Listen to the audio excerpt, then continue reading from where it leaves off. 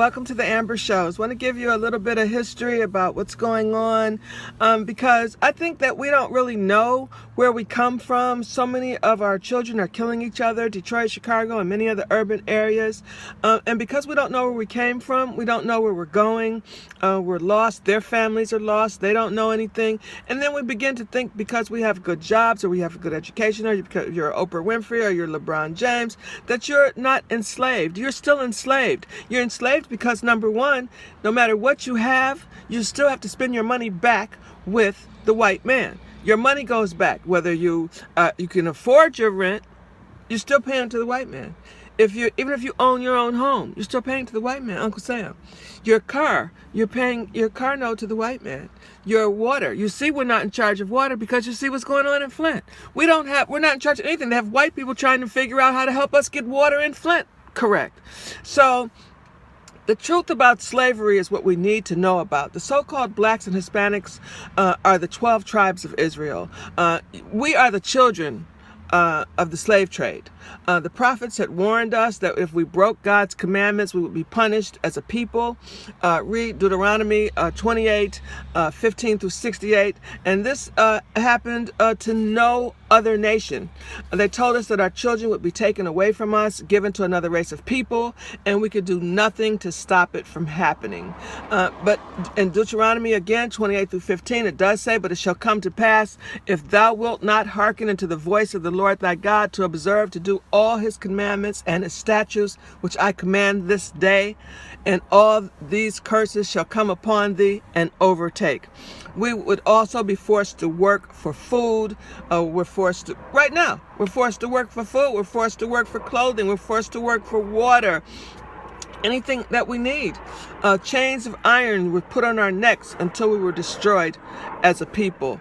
The yokes of iron, they were not removed from our necks until we were mentally and spiritually destroyed as a people and divided into false religions and nationalities. The true image of Jesus Christ. If you remember, if you go to your grandmother's house, it's probably some people right now who have pictures of a white man who they have the image of Jesus. I was raised in the Catholic Church. I'm not a Catholic anymore, but I was raised in the Catholic Church my whole life.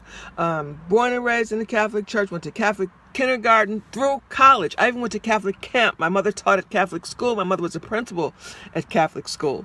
So nuns have been around me my entire life, and I used to always question, like, the Father, the Son, the Holy Ghost. And what is a Holy Ghost? What is a Holy Ghost? Somebody please tell me that. What is a Holy Ghost? And my mother used to have statues, and we would pray to the statues and get holy cards and all these things. These are false prophets. In Revelations, it does show that in 1 through 14, it says, "His head and his hairs were white like wool, as white as snow, and his eyes were as a flame of fire, and feet like unto fine brass, as if they were burned in a furnace." That's a black man. What white person you know sound like that? And his voice it sounded like many waters. His body also was like beryl, and his face in the appearance of lightning, and his eyes as lamps of fire, and his arms and feet like in color of it was compared to polished brass, and the voice of words like the voice of a multitude. There are 12 tribes of Israel today. That's Judah, which is the Negroes, Benjamin, West Indians, Levi, the Haitians, Ephraim, the Puerto Ricans, Manasseh, Cubans, Simone, the Dominicans, Reuben, the Seminole Indians, Gad, the North American Indians, Napahati, the Argentinians and the Chileans, Zebulon, the Guatemalans and the Panamanians, Asher, the Colombians, Uruguay, and Ishkar, the Mexican Indians. We are all the 12 tribes of Israel today, and we are all people of color, and we are not a minority. We are the majority. We have been taught to hate ourselves from the moment that they brought us over here. They couldn't enslave the Indians that were already here because they knew the land. They could run away. It was no way that they could be enslaved. They know how to. They knew where everything was. They knew how to survive off the earth. They were living here. They had, they had access to their bow and arrows. Later down the line, they ended up killing the Indians off by putting smallpox in their blankets, by giving them liquor so that they would be docile, as the same thing as they do in our communities right now. They're still giving us liquor in our communities. They're still putting drugs in our communities to keep you held down and enslaved. That's the new iron shackle that's around our neck: drugs, liquor, and then they put you in crowded situations where we were on top of one another, in projects and apartment buildings, or in communities where everyone is living poor.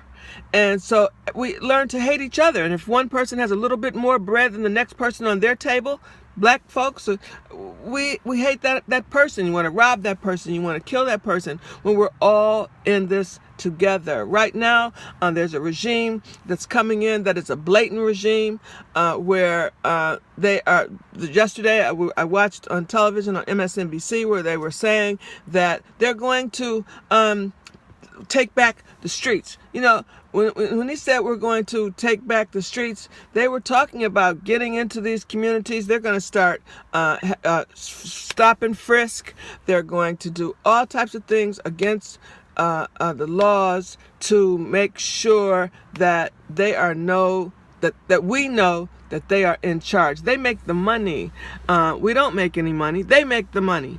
The money's made in Washington. If you go to Washington, you got to learn stuff. You got to travel. You got to read.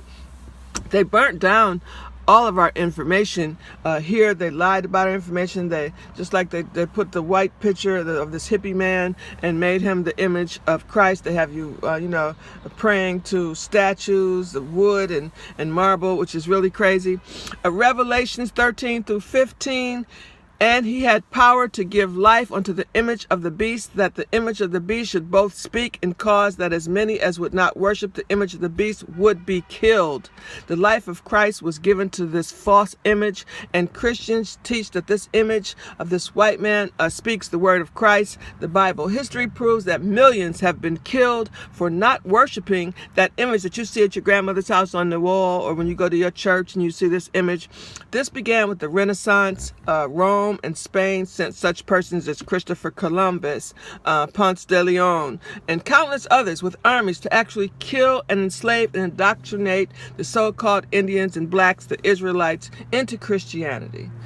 So we have to really read. That picture that you see, that image that you see, that image came from Leonardo da Vinci, was hired by Pope Alexander VI of Rome. The image of the beast, that the image